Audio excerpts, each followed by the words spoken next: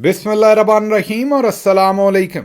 7 जून पाकिस्तान में इतवार की दोपहर आसिम मुनीर्स डिफैक्टो फॉर्म 47 मिलिट्री राज डे 190।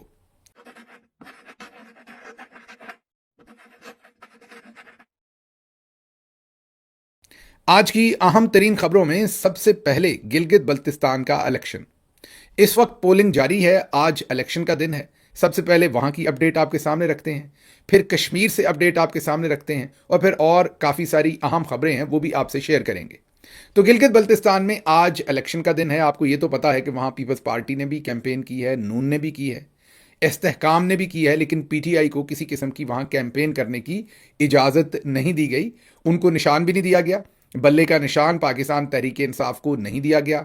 हाँ, नून लीग जो है वो शेर के निशान पर लड़ रही है, पीपल्स पार्टी तीर के निशान पर लड़ रही है, लेकिन पाकिस्तान तहरीक इंसाफ के जो वहाँ पर उम्मीदवारान हैं उन्हें बिल्कुल जैसे फरवरी 2024 का इलेक्शन था जिसमें किसी को जूते का निशान दिया तो किसी को चिमटे का तो किसी को कद्दू का, इसी तरीके से इंतखाबी निशानात इस बार भी वहाँ पर उम्मीदवारों को दिए गए हैं। उन्हें आज़ाद रखा गया है ताकि अगर वो जीत भी जाएं, इस सारी धांधली और धूंस के बाद भी अगर जीत जाएं तो फिर उनको आज़ाद उम्मीदवार डिक्लेयर करके उठा के ज़बरदस्ती तशद्दुद करके जिस तरफ शामिल करवाना चाहें उस तरीके शामिल करवा लें। ये पूरे का पूरा प्लान बनाया गया है। लेकिन उसके बावजूद आवाम ने हैरान किया है। टर्नआउट बहुत अच्छा नज़र आ रहा है।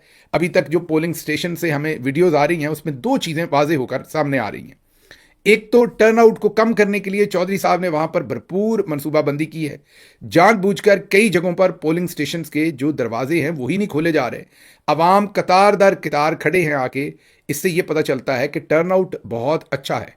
जब टर्नआउट ज्यादा हो जाता है, मतलब ज्यादा तादाद में लोग निकलकर वोट डाल देते हैं, जैसे 8 फरवरी 2024 को मुल्क के तूलो अर्ज के अंदर अवाम ने निकलकर वोट डाला था, तो पोलिंग स्टेशन पर धांधली करना मुश्किल हो जाता है क्योंकि वोटों का फर्क इतना होता है कि वहां धांधली किसी के बस में नहीं होती। फिर तो एक ही तरीका होता है कि पोलिंग स्टेशन से वोटों के थैले भरो, रास्ते में उन्हें किसी नहर में फेंक दो या कहीं महफूज भी कर दो, लेकिन अपनी मर्जी से फॉर्म 47 का नतीजा निकाल के जिसको मर्जी जितवा दो। वो तो हो सकता है, लेकिन वो जो पुराना जमाने का तरीका था कि पोलिंग स्टेशन के ऊपर ही धांधली कर लो, एक को 400 वोट मिले हैं तो दूसरे को 380, वो 20 वोट ज़ाया करके आगे पीछे करके वहीं पर नतीजा बराबर कर लो, वो मुमकिन नहीं होता जब पोलिंग स्टेशन पर बड़ी तादाद में लोग पहुंचकर वोट डालते हैं। आज यही गिलगित बल्तिस्तान में भी नजर आया। कुछ वीडियोस आपको सुनवाते हैं, बातचीत सुनवाते हैं, क्विकली शॉर्ट वीडियोस कुछ, जिससे आपको अंदाजा हो कि आज वहां की आवाम जो है वो कर क्या रही है। वोट किसका? अतीक पिरज़ादा। क्यों इमरान खान को क्यों देने जा रहे हैं वोट आप लोग? क्यों? क्या क्या आपने? इमरान खान मोहतरमा वोट किसे देने जा रही हैं? वोट मैं इमरान खान को देने जा रही हूँ। आप इमरान खान को देंगे? क्यों देंगे इमरान खान को? इमरान खान हमारा अजीम लीडर है, इसलिए हम इमरान खान को वोट देना चाहते हैं। नहीं तो इमरान, आपको हाफिज रहमान साहब नहीं पसंद? जमील साहब वो कहते हैं कि हम लोग काम करेंगे इधर के लिए। इमरान खान ने क्या किया है आपके लिए जो आप इमरान खान को वोट दे रही हैं? इमरान खान को इसलिए दे रहे हो कि हम उसके विजन के मुताबिक काम कर रहे हैं। इमरान खान हमारे बच्चों की मुस्तकबिल के लिए हमें चाहिए, हमारा अजीम लीडर है। हम कप्तान के अलावा किसी को वोट नहीं दे सकते हैं। तो वो जो लोग कह रहे हैं कि खान खत्म हो गया गिलगित से, क्या खत्म नहीं हुआ है। किसने खत्म हुआ है? क्या कह रहे हैं? इमरान खान क्या है? वो कभी खत्म होने वाला नाम शख्सियत है ही नहीं। अच्छा, इमरान खान आपके दिलों में बसते हैं मोहतरमा। तो मैम इमरान खान के लिए आज आप क्या समझती हैं, क्या जीत होने जा रही है? इंशाअल्लाह ये रात 12 बजे पता चलेगा कि किसकी जीत है, हक और सच की होगी इंशाअल्लाह। देखा आपने, बच्चे हों या खवातीन हों, वो पाकिस्तान तहरीक इंसाफ को वोट डालने के लिए बाहर निकले हैं। इसमें आपने बार बार ये जहन में रखना है कि पाकिस्तान तहरीक इंसाफ को ना ही वहाँ बल्ले का निशान दिया गया है, ना ही मेंबरान को पार्टी के परचम के नीचे पार्टी के इंतखाबी निशान के तहत इलेक्शन लड़ने की इजाज़त दी गई है। उसके साथ साथ जैसे हमने आपको बताया कि आज आवाम जब पहुंची, कितारों में खड़ी हुई, तो कई जगहों पर पोलिंग स्टेशन के दरवाजे ही नहीं खोले गए। कई जगहों पर यह भी बताया गया कि जो पोलिंग स्टेशन है उनके अंदर खवातीन, क्योंकि मैंने आपको पहले भी बताया था कि पाकिस्तान में जो खवातीन हैं, मैं बार बार आपको ये बताता हूं और ये मैं ऐसे ही नहीं कहता, आप फरवरी 2024 का इलेक्शन उठाएं, उसका नतीजा उठाएं तो आपको वाज़ेह तौर पर यह पता चलता है कि शऊर हो, सियासी शऊर हो या फैसला साजी हो, उसमें खवातीन पाकिस्तानी मर्दों से कहीं आगे हैं। जो फरवरी 2024 के इलेक्शन के नताइज हैं, उनमें अगर आप खवातीन के पोलिंग स्टेशन के नताइज देखें तो आपको पता चलेगा कि शऊर में खवातीन या अपनी मुस्तकिल मजाजी कहें, कंसिस्टेंसी कहें, या अपनी वोट की ताकत पे बिलीव कहें, या कमिटमेंट कहें, आपने जो भी करना है, या अपने उस वोट पर या अपनी आवाज़ पर भरोसा कहें, वो खवातीन को मर्दों की निस्बत कहीं ज़्यादा है। ये अलग बात है कि पाकिस्तान के अंदर खवातीन को इंतखाबी मैदान में दबाने के लिए हर हरबा इस्तेमाल किया जाता है। मसलन पाकिस्तान में खवातीन की जो आबादी है वो मर्दों के मुकाबले में बराबर है, बल्कि कई स्टडीज तो ये कहती हैं कि शायद खवातीन की आबादी मर्दों से भी 1% ज़्यादा है। लेकिन जब आप इंतखाबी जो वोटर लिस्ट है वो देखते हैं तो वहां पर गालिबन मर्दों के मुकाबले में खवातीन बहुत कम है। शायद खवातीन 45 या 46% हैं मर्दों के मुकाबले में जो 54 या 55% हैं वोटर लिस्ट के अंदर। हालांकि आम आबादी में या तो खवातीन 50% हैं या शायद 51% है, लेकिन 4-5% जो कि इंतखाबी धांधली के लिए बहुत बड़ा नंबर होता है, 1% भी काफ़ी होता है। तो खवातीन का वोटिंग जो पैटर्न है उसको जांचते हुए चौधरी निजामुद्दीन ने खवातीन से पहले ही 5% के करीब वोटिंग का जो हक है वो छीन रखा है पाकिस्तान के अंदर। उसके बावजूद, इस सब धांधली के बावजूद फरवरी 2024 के इलेक्शन में जो इस कौम की माएँ हैं, जो बहनें हैं, जो बेटियां हैं, उन्होंने जूतों के साथ मोहरें लगाई हैं और चौधरी साहब को ऐसे जूते लगाए थे बैलेट पेपर के ऊपर कि उन्हें आज तक छठी का दूध याद आ गया है।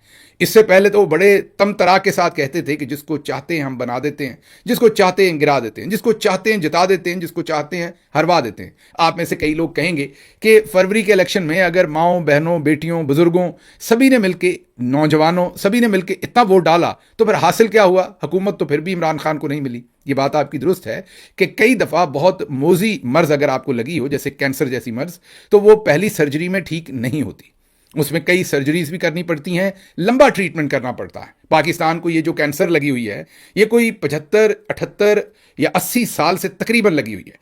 खवातीन ने, पाकिस्तान की माओं, बहनों, बेटियों ने सबसे बड़ी जो ट्यूमर थी सर्जरी करके उसको सबके सामने रख दिया है, दिखा दिया है कि ना ये बना सकते हैं, ना ये बिगाड़ सकते हैं, वो अल्लाह की ज़ात है, ना ये जितवा सकते हैं, ये बस फोकी बातें हैं। जब अवाम फैसला कर ले कि उन्होंने किसको वोट डालना है तो जीतता वही है। हाँ, ये बात अलग है कि फॉर्म 47 के ऊपर इन्होंने एक झूठी गवर्नमेंट खड़ी कर ली, लेकिन आज तक वो जो लुंगी का कपड़ा इनका कम है, वो कभी सर पर ओढ़ते हैं तो कभी उससे पाँव ढांपते हैं, आधा बदन इनका नंगा है। कहने का मतलब यह है कि जो पूरे 78-80 साल से एक हवा बनाया हुआ था चौधरी निजामुद्दीन ने, पाकिस्तान के मिलिट्री जर्नल्स ने, कि हम जिसे चाहें जितवा दें, अब अवाम उनका मजाक उड़ाती है और कहती है कि जितवा कर दिखाओ। यही आज गिलगित बल्तिस्तान में भी नजर आ रहा है। बड़ी तादाद में वहाँ पर वोटर्स टर्नआउट नज़र आ रहा है। जो पाकिस्तान तहरीक इंसाफ के वहाँ पर पोलिंग बूथ हैं या बाहर आप ये कहिए कि पोलिंग कैंप हैं, उसके ऊपर आपको भरपूर तरीके से रश नज़र आ रहा है। और दूसरी तरफ जो है वो उस तरीके का रश नहीं है जो वीडियोस अभी तक हमें देखी हैं। हाँ, ये अलग बात है कि कुछ इलाके ज़रूर होंगे जहाँ पर पीपल्स पार्टी का भी रश होगा, नून का भी होगा, लेकिन ओवरऑल गिलगित बल्तिस्तान से जो वीडियोज़ हम इस वक्त सोशल मीडिया पर देख रहे हैं, वहाँ तहरीक इंसाफ को सपोर्ट करने वाले वोटर्स का, आवाम का खासा ज़्यादा जोर है। तो इलेक्शन में मुझे अगर वोटर्स के वोट गिने गए, टर्नआउट को अगर मैं देखूं तो चौधरी साहब इलेक्शन हार गए हैं। मैं ये कह सकता हूं सेफली कि हम ये व्लॉग जब रिकॉर्ड करवा रहे हैं तो दोपहर के 1 बज रहे हैं, तो मैं सेफली कह सकता हूं कि 1 बजे जो नतीजा आया है देख के, उसमें तहरीक इंसाफ जो है वो वाज़ेह तौर पर आगे नजर आ रही है, वोटर टर्नआउट और जो वोटर का वहां पर एक्सप्रेशन है। लेकिन शाम को जब नतीजा आएगा तो पता चलेगा कि झुर्लू फेरना पड़ेगा, क्योंकि धांधली तो होगी नहीं। इतने वोटर टर्नआउट के साथ धांधली करना थोड़ा मुमकिन नहीं होता। आगे बढ़ते हैं, लेकिन ये बात यहां पर याद रखिएगा कि चौधरी साहब की अक्ल को आपने 21 तोपों की सलामी देनी है। चौधरी साहब को एक तो खुमार ये है कि हम जिसको चाहते हैं बना देते हैं, जिसको चाहते हैं जितवाते हैं, जिसको चाहते हैं हरवाते हैं। वो तो काम खत्म कर दिया आवाम ने फरवरी 2024 से। चौधरी साहब को ये पता है कि अब ऐसा नहीं है। हाँ, ये अलग बात है कि वो मैं ना मानूं कि हठधर्मी है, लेकिन अंदर से अब पता चल गया। दूसरा खुमार ये है कि हम जो करते हैं मुल्की मफाद में करते हैं, और हम जो करते हैं हमसे ज़्यादा अच्छे तरीके से और अक्लमंदी से कोई और नहीं कर सकता। अकल का अंदाज़ा लगाएं। खैबर पख्तूनख्वा में बाकायदा जंग लड़ रहे हैं और बार बार DGISPR कहते हैं कि वहाँ पर बड़ी तादाद में लोग हमारे खिलाफ ग्राउंड पर जंग लड़ते हैं। आपको पता है वहाँ पर बहुत सारे लोग नारे लगाते हैं कि ये जो दहशतगर्दी है इसके पीछे वर्दी है। ये छोटी बात नहीं है। और ये जब नारा अवाम नीचे से या कुछ अवाम या चंद लोग या ज़्यादा लोग जितने भी है ग्राउंड पर जब लगाते हैं, तो अब खैबर पख्तूनख्वा में क्या हालात हैं वो आपके सामने है।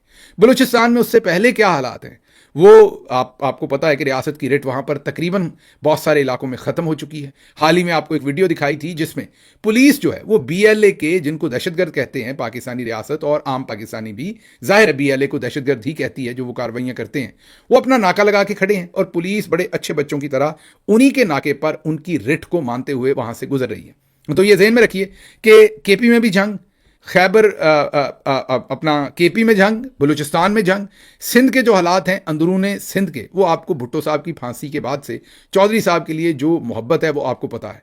उसके बाद कराची के अंदर जो कुछ किया गया, उसके बाद चौधरी साहब के कराची के अंदर उर्दू स्पीकिंग कम्युनिटी जो है उनके अंदर चौधरी साहब के लिए जो हालात हैं वो भी आपको पता है। पंजाब के अंदर हाल ही में जो कुछ किया है वो आपके सामने। अब रह गया था एक गिलगित बल्तिस्तान और कश्मीर।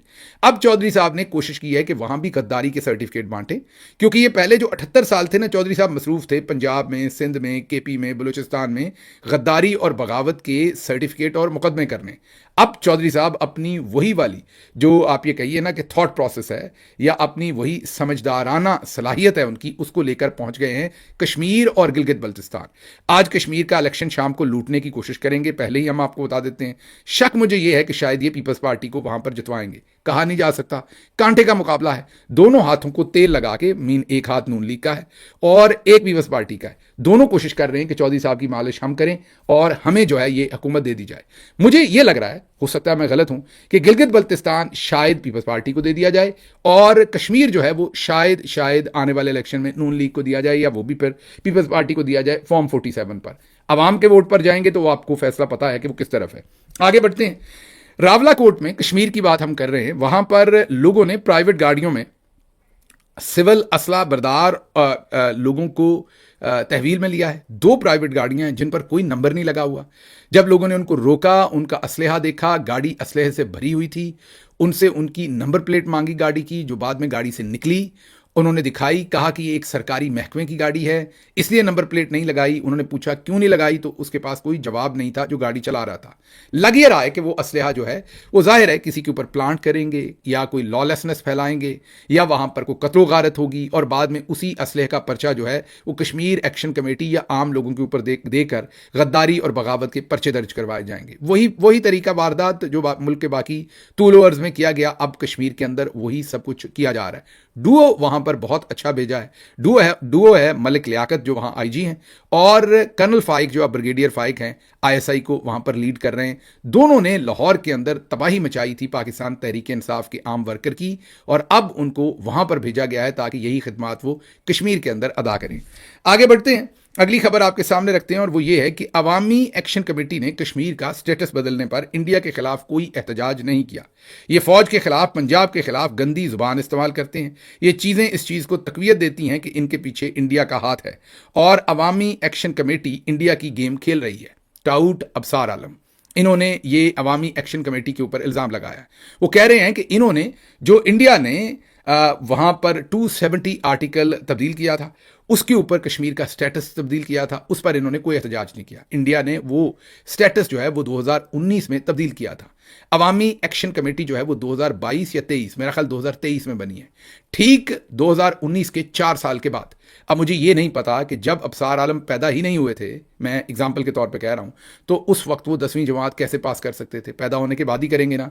ऐसे ही कश्मीर एक्शन कमेटी बनी ही 2023 में है, तो वो 2019 में कैसे एहतजाज करती जब कश्मीर का स्टेटस जो है वो उस वक्त इंडिया ने चेंज किया था। बहरहाल ये इस वक्त प्रोसेस चल रहा है और प्रोसेस यही है कि किसी तरीके से भी इनको कंट्रोवर्शियल करें और इनके ऊपर इल्ज़ामात लगाएं और वही गद्दारी और बगावत के जो सर्टिफिकेट हैं वो बांटें।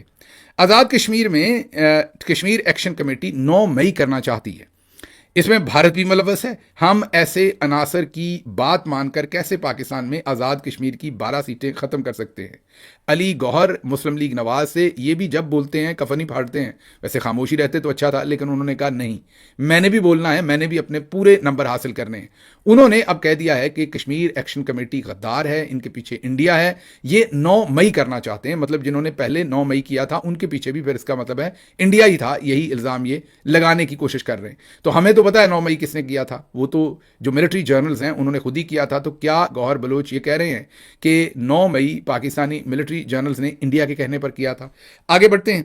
जब आटा मांगो, इंसाफ मांगो, बिजली मांगो तो हम फौरन इंडिया के एजेंट हो जाते हैं। हमारी जेब में रोटी खाने के पैसे नहीं, लेकिन हम इंडिया के एजेंट हैं। हमें इंडिया पैसे देता है। सरदार अमान कश्मीरी वो कहते हैं हम भूख से मर गए हैं। जब कोई चीज़ मांगते हैं, जब अपना हक मांगते हैं तो हमें इंडियन एजेंट कह देते हैं। वैसे सरदार अमान कश्मीरी भी मासूम है बेचारे, उनको याद नहीं है कि यहाँ तो बानिए पाकिस्तान, जी हाँ बानिए पाकिस्तान, कायदे आज़म मोहम्मद अली जिन्ना साहब की जो हमशीरा फातिमा जिन्ना साहबा, जब उन्होंने अपना हक मतलब आईनी हक, पाकिस्तान की आवाम का हक और उसके हक के लिए लड़ने का फैसला किया था, तो हमने तो उन्हें गद्दार, बागी और खुदा न खास्ता क्या कुछ नहीं कह दिया था उस वक्त के आर्मी चीफ ने।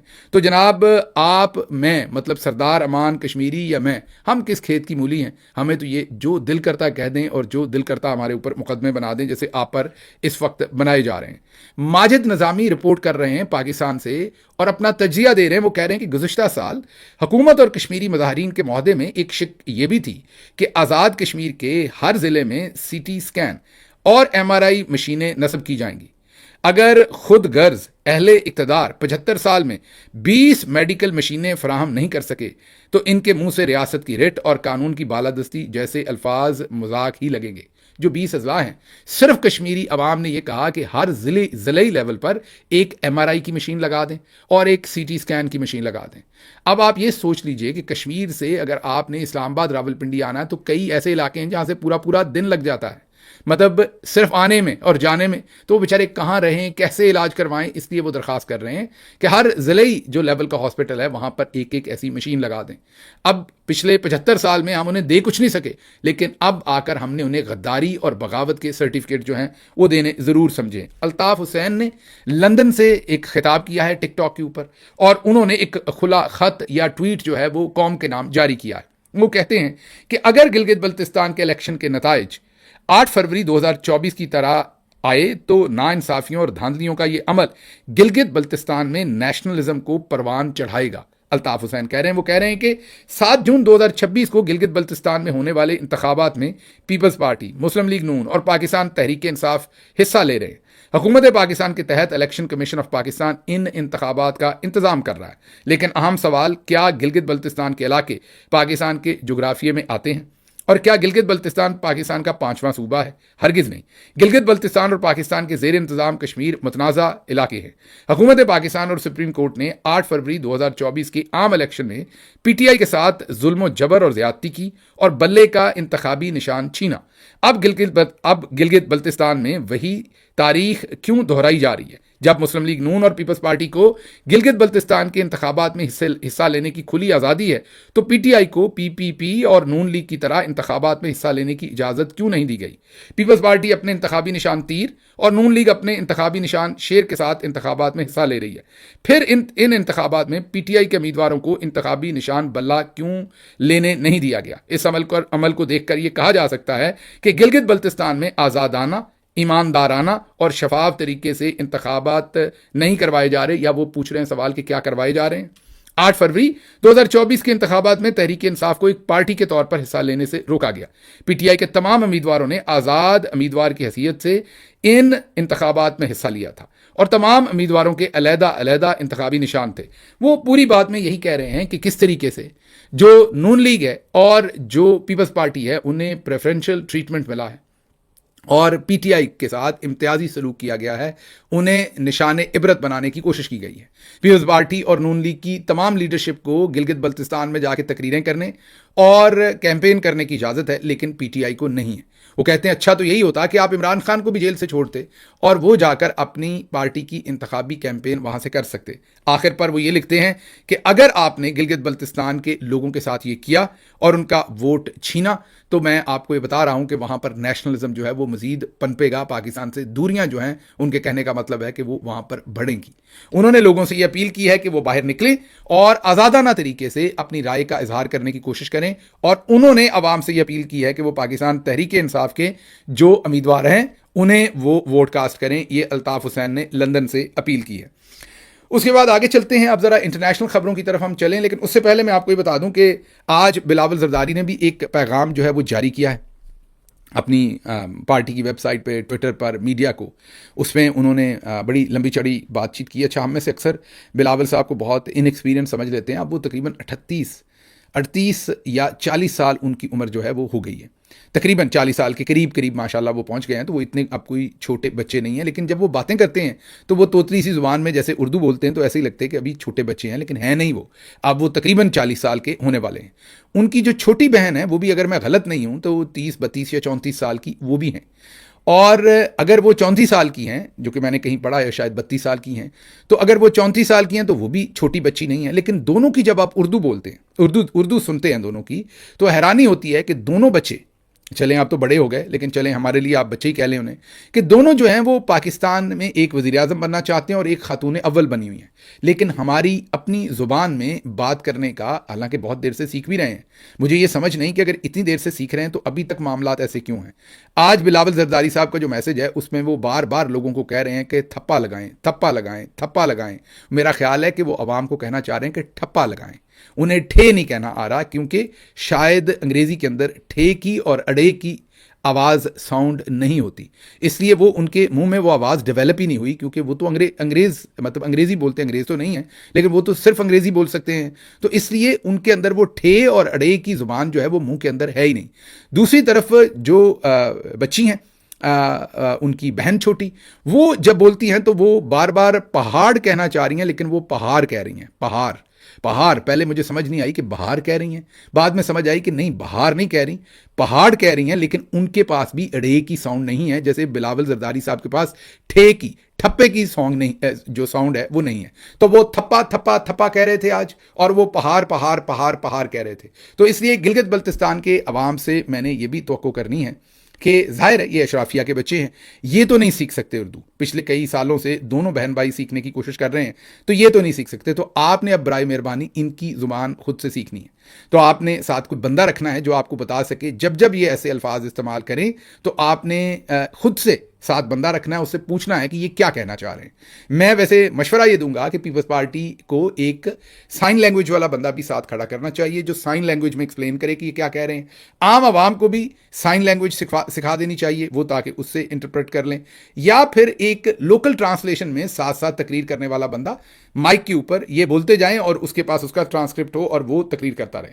क्योंकि अब अगर ये कहेंगी कि आप पहाड़ पर चढ़ जाएं और कहें कि बहार पर चढ़ जाएं, तो वो लोगों को तो समझ नहीं आएगी, और ना ही थप्पे की समझ आएगी। वो कहीं थप्पे को थप्पड़ ना समझ लें या ठप्पे को थप्पड़ ना समझ लें, थप्पे की वजह से तो कोई और मुसीबत नहीं ना पड़ जाए कि थप्पे पे थप्पड़ लगाएं। तो ये नया मुसीबत, ये जो थथ बथ सारी की सारी खोल दी है इन्होंने वहाँ जाकर। तो ये अड़े और ठे की दो साउंड्स हैं। अड़े जो है वो नहीं कह पाते, ठे जो है वो नहीं कह पाते। तो मैं कोई उनका मजाक नहीं उड़ा रहा, लेकिन क्योंकि वो पाकिस्तान में लीडर बनना चाहते हैं, पाकिस्तानियों के लीडर बनना चाहते हैं, आम आवाम को रिप्रेजेंट करना चाहते हैं, तो इसलिए इसमें कोई मजायका नहीं है अगर उनकी जुबान को भी थोड़ा सा सीख लें। आगे बढ़ते हैं। मुश्तबा खामेनाई के लिए फील्ड मार्शल का खास खत और वजीर आजम का पैगाम लाया हूं, ये मोहसिन नकवी ने ईरान पहुंचकर बातचीत की है। तो मोहसिन नकवी एक बार फिर ईरान पहुंचे हैं, कह रहे हैं कि फील्ड मार्शल का खत लेके मुश्तबा खामेनाई के लिए पहुंचा हूं। आपको याद होगा कि सदर ट्रंप ने परसों ही कहा था कि अगर एग्रीमेंट हो गया तो मुश्तबा खामेनाई साहब के साथ मिलकर सुप्रीम लीडर जो है उनसे मिलना मेरे लिए एजाज की बात होगी। मुझे लगता है कि ये एग्रीमेंट हो जाएगा। अब ये करीब करीब है, किसी भी वक्त ये एग्रीमेंट अब हो जाना चाहिए। इन्फॉर्मेशन मेरे पास कोई नहीं है, ये सिर्फ मेरा तज्जिया है जो पहले दिन से मैं आपके सामने रख रहा हूं कि बड़ी जंग अब नहीं होगी, छोटी मोटी झड़पें होंगी, लेकिन आखिरकार ये मामला जो है ये इसी तरह सुलगता रहेगा थोड़ा बहुत, और जंग बंदी हो जाएगी, फिर कभी कुछ हो जाएगा, फिर जंग बंदी। लेकिन वो जो भरपूर किस्म की जंग है वो उसमें सदर ट्रंप अब वापस नहीं जाएंगे। ये आपको याद है, पहले दिन से मैं आपके सामने ये अर्ज कर रहा हूं। अच्छा, एक तरफ तो मोहसिन नकवी वहां पहुंच रहे हैं बार बार, लेकिन दूसरी तरफ अप्रैल के महीने में सोमाली बहरी कजाकों ने कोई तकरीबन 10 पाकिस्तानियों को अगवा किया हुआ है। उनकी बाजियाबी के लिए उनके अहले खाना बार बार आवाज उठा रहे हैं, लेकिन हुकूमत पाकिस्तान ने अभी तक कुछ नहीं किया। हम पूरी दुनिया में सालसी कर रहे हैं, लेकिन कश्मीर की जो तहरीक है वहां पर हम कहते हैं हमने गोलियां चलानी है। इसी तरह पाकिस्तानी अगर बाहर अगवा है सोमाली कजाकों के पास, तो हमने उनको छुड़वाने का भी अभी तक कोई बंदोबस्त नहीं किया। हाँ, अगर वहां पर भी कोई सदर ट्रंप इन्वॉल्व होते, कोई और शख्स इन्वॉल्व होता, तो फिर हम भाग भाग कर वहां जाते और सोमाली कजाकों के साथ कोई ना कोई मुज़ाकरात करवाते और उन पाकिस्तानियों को वहां से छुड़वा कर लाते। ईरान की फुटबॉल टीम जो है वो अमेरिका में फीफा का वर्ल्ड कप खेलने जा रही है, चंद दिन में शुरू होने वाला है। आप सबको ये पता हो कि अब अमेरिका की तरफ से ये फैसला किया गया, और याद कीजिए चंद दिन पहले ये ऐलान किया था जो मैक्सिकन हेड ऑफ स्टेट हैं कि मैक्सिको जो है वो ईरान की मेज़बानी करेगा, क्योंकि अमेरिका ने मेज़बानी करने से इनकार कर दिया था। अब खबरें ये हैं कि अमेरिका ने ये कहा है, और हमने उसी दिन तजिए में आपको बताया था कि लगता है ऐसे है कि वो सिर्फ मैच खेलने के लिए अमेरिका में आएंगे और जैसे ही मैच खत्म होगा वो अमेरिका से वापस रवाना हो जाएंगे। यही अब बात सामने आई आखिरकार कि अमेरिका ने कहा है कि आप मैच खेलने के लिए पहुंचे मैक्सिको से, और जैसे ही मैच खत्म हो जहाज में बैठें और वापस रवाना हो जाएं आप मैक्सिको। अमेरिका में आप क़याम नहीं करेंगे, अमेरिका में सिर्फ मैच के दौरानिए में आप क़याम कर सकते हैं। आगे बढ़ते हैं। बहरिया टाउन के मॉरिशस में मौजूद 45 लाख अमरीकी डॉलर मालियत के बैंक अकाउंट्स मुंजमद। नैब ने मुलजमान अहमद अली रियाज और मुबशरा अली मलिक के मॉरिशस में वाक़े सिल्वर बैंक के 2 गैर मुल्की बैंक अकाउंट्स जो हैं वो मुंजमद कर दिए। बहरिया टाउन ने गैर कानूनी हवाला हुंडी से मुबैना तौर पर जराइम से हासिल शुदा रकूम मुल्क से बाहर मुंतकिल की हैं। बार बार मलिक रियाज और उनकी फैमिली को टारगेट किया जाता है। कसूर एक ही है कि वो इमरान खान के खिलाफ किसी किस्म की स्टेटमेंट नहीं दे रहे, क्योंकि अगर उनका मसला करप्शन होता, मतलब उन पर जो इल्ज़ामात ये बार बार लगाते हैं कि करप्शन है, तो करप्शन तो आपको पता है, करप्शन के जो अंधदाता हैं उनको तो लाके इन्होंने हुकूमत में बिठाया हुआ है। अगर मलिक रियाज साहब के साथ भी इनको करप्शन का मामला होता तो यकीन करें उन्हें प्रेसिडेंट ऑफ पाकिस्तान बनवाया होता। तो मसला एक ही है कि वो इमरान खान के खिलाफ इनकी मर्जी मंशा पर उन्होंने बयान नहीं दिया। अब ये पीछे पड़ गए हैं उनके पूरे के पूरे ग्रुप के, सिस्टम के, खानदान के। आपको पता है कि बहरिया टाउन की जो पाकिस्तान के अंदर ज़मीनें हैं वो भी औने पौने दामों इन्होंने हासिल करने की खुद कोशिश की हैं अपने एजेंट आगे खड़े करके। अब भी उनको हाउंड कर रहे हैं लिटरली पूरी दुनिया के अंदर, ताकि आइंदा कोई भी कारोबारी शख्सियत जो है वो पाकिस्तान में अपना सारा सरमाया ना रखे। रही बात हवाला हुंडी की, तो पाकिस्तान में जो भी गैर मुल्की मेन पाकिस्तान के बाहर से जिसने भी वहां जाकर सरमाया